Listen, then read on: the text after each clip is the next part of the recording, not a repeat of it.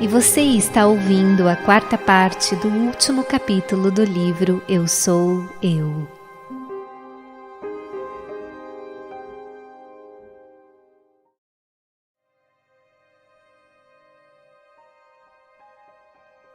O inspirado pensador suíço Jean-Jacques Rousseau, grande personagem do Iluminismo ou Século das Luzes, em seus Devaneios de um Caminhante Solitário, descreve seus estados de arrebatamento em sua vida na bela ilha de Saint-Pierre, na Suíça, nos dizendo: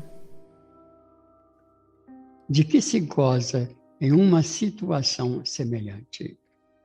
De nada exterior a si mesmo, de nada senão de si mesmo e de sua própria existência. Enquanto tal estado dura, cada um se basta a si próprio como Deus. O que é mais cruel ainda é que, considerando todos os progressos da espécie humana, distanciando-a incessantemente de seu estado original, quanto mais acumulamos novos conhecimentos, tanto mais afastamos os meios de adquirir o mais importante de todos. E ainda que, num certo sentido, a força de estudar o homem, tornamo-nos incapazes de o conhecer. Ó virtude, ciência sublime das almas simples! Serão necessários, então, tanta pena e tanto aparato para conhecer-te? Não bastará, para aprender tuas leis, voltar-se sobre si mesmo e ouvir a voz da consciência no silêncio das paixões? Aí está a verdadeira filosofia. E são palavras do grande cientista Isaac Newton. Posso pegar meu telescópio e ver milhões de quilômetros de distância no espaço. Mas também posso pôr meu telescópio de lado, ir para o meu quarto, fechar a porta e, em oração fervorosa, ver mais do céu e me aproximar mais de Deus do que quando estou equipado com todos os telescópios e instrumentos do mundo. E conforme o Antigo e Novo Testamentos, eu sou o Deus Todo-Poderoso. Anda em minha presença e sê perfeito. Do livro Gênesis 17, 1. Sede vós, pois, perfeitos, como é perfeito o vosso Pai Celestial. Mateus 5, 48. em Santo Agostinho, 399 depois de Cristo, não procure fora, mas dentro de você. É no interior do homem que reside a verdade.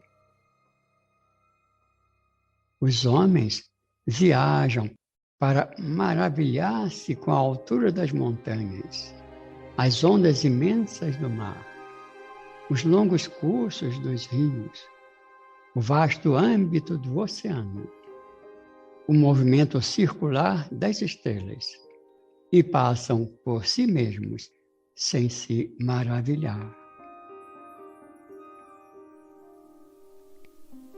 E ainda Hermógenes em seu livro Presença da Realidade. Tu que nasceste, não te orgulhes, não te envaideças como autor de nada. Não te faças soberbo do pseudo-ser que supões ser.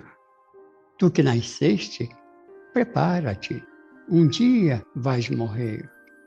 Tu que morreste, espera, um dia vais nascer. Tu que jamais nasceste, tu que nunca morreste, eterno és e nunca deixarás de ser. Jamais te alcançarão o nascer e o morrer. Estes tirânicos impostores. Se tu pensas que és aquilo que nasceu, teu destino é a morte.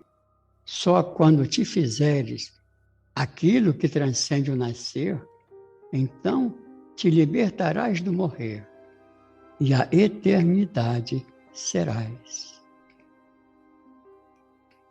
Ali está uma pedra, e eu a vejo. Aqui me encontro eu, vendo a pedra. Enquanto houver um eu e uma pedra, o eu realidade não se fará. Quando o eu, a pedra, e o ato de ver sejamos um, só então a realidade é. Aprendemos, através da gramática de nossa língua, que existem vários pronomes pessoais os quais são usados em nossas relações do dia a dia. Eu, tu, ele, nós. Tais pronomes, chamados justamente de pessoais, dizem respeito ao plano dos sentidos do mundo objetivo. Contudo, relativamente à essência real, ao verdadeiro ser, só existe um pronome com E maiúsculo, eu. E este eu constitui o self, o ser divino. Enquanto os demais pronomes são ditos pessoais, o eu constitui o pronome impessoal, além de qualquer manifestação, transcendente à própria personalidade. Dentro da escola Vedanta derivada dos Vedas, e desde milhares de anos, o caminho prescrito consiste na conscientização do Eu Sou, que é o ser real imanente em todos. É prescrita assim a meditação no Eu Sou, como uma forma de despertarmos em nós a consciência de nossa real natureza, o Eu Sou, que é realmente o nosso verdadeiro nome. Sai Baba tem orientado através de seus ensinamentos ao longo de muitos anos a conscientização do Eu Sou por meio principalmente da autoindagação e do pensamento focado em tal realidade. As pessoas não familiarizadas com tal expressão pode parecer que ela encerra certa indefinição, como se fosse acompanhada de reticências e como se estivesse faltando ser concluída para ter um sentido completo. Porém, essa expressão encerra justamente a definição de Deus indefinível, impessoal, sem atributos, além de quaisquer qualificações, além de qualquer tipo de racionalização, além de espaço e tempo, além do alfa e do ômega, do princípio e do fim. Ainda temos na escola Vedanta os conceitos de Dvaita e Advaita.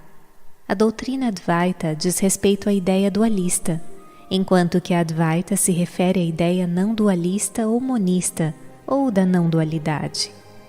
Segundo a doutrina referente ao dualismo, Deus é visto ou entendido como separado de todos os seres, ocupando a condição de segunda pessoa ou terceira. O dualista prefere, assim, a posição de adorador de Deus, aquele que reverencia Deus, considerando-o, portanto, um ser externo, um Deus independente do devoto ou buscador. E o não-dualismo, que constitui principalmente o caminho dos que se dedicam à meditação, à percepção de Deus internamente, é o caminho prescrito por grandes mestres da Índia. Não vê Deus separado ou como Deus pessoal, mas sim como Deus impessoal. Para seus adeptos, Deus não é referido como segunda pessoa nem terceira, mas como primeira e única, o Eu Sou, e constitui a própria realidade interna. Existem ainda outras escolas que representam um meio termo em que Deus é visto segundo um conceito tanto dual como não dual. Ramana Maharshi, na tenra idade de 16 anos, teve uma experiência extraordinária que transformou toda a sua vida e o despertou para o verdadeiro significado do ser. Sentiu que o corpo desfalecia e que se integrava no universo, e se perguntava: quem sou eu? Minha consciência não é atingida. Então compreendeu que transcendia o corpo físico, a mente e os sentidos. Para Ramana, o grande ensinamento consistia na não-dualidade, em sintonia com os ensinamentos do grande sábio Shankara. Mas ele próprio, Ramana, o havia realizado por meio do conhecimento direto. São palavras suas. O mundo é infeliz por causa da sua ignorância do verdadeiro ser. A verdadeira natureza humana é a felicidade. A felicidade é inata ao verdadeiro ser. Todo o seu conhecimento precisa ser abandonado. Só então você se torna um verdadeiro conhecedor. Você nasceu? Não. Você existe eternamente. Você impõe limitações a si mesmo e depois luta em vão para transcendê-las. A entrega consiste em abandonar-se à fonte de seu ser. Não se iluda pensando que essa fonte é algum Deus fora de você. A fonte está dentro. Abandone-se a ela. Isto significa que você deve buscar essa fonte e mergulhar nela. Brahman, o eu real, é como uma tela de cinema e o mundo é como as imagens que aparecem nela. Você só vê a imagem enquanto há uma tela, mas quando o próprio observador se torna a tela, apenas o eu real permanece. A realidade não tem nomes nem formas, mas é o que os sustenta. Ela é a base de todas as limitações, sendo em si mesma ilimitada. Ela não é confinada a nada. Ela é a base de tudo o que é irreal, sendo em si real. É aquilo que é. A realidade transcende a fala, está além de descrições, tais como ser e não ser. Os nomes e formas que constituem o mundo estão constantemente mudando e desaparecendo, e por isso são chamados de irreais. Para o realizado, é irrelevante se o mundo aparece ou não, pois quer que ele apareça, quer não, sua atenção permanece sempre voltada ao eu real. É como as letras e o papel, sobre o qual elas são impressas. Você está tão absorto nas letras que esquece do papel, mas os realizados veem o papel como o ser real. A mente tem dificuldade de entender isso. A mente quer uma teoria para se satisfazer. Na verdade, entretanto, o homem que ardentemente busca a Deus ou ao seu eu verdadeiro não precisa de nenhuma teoria.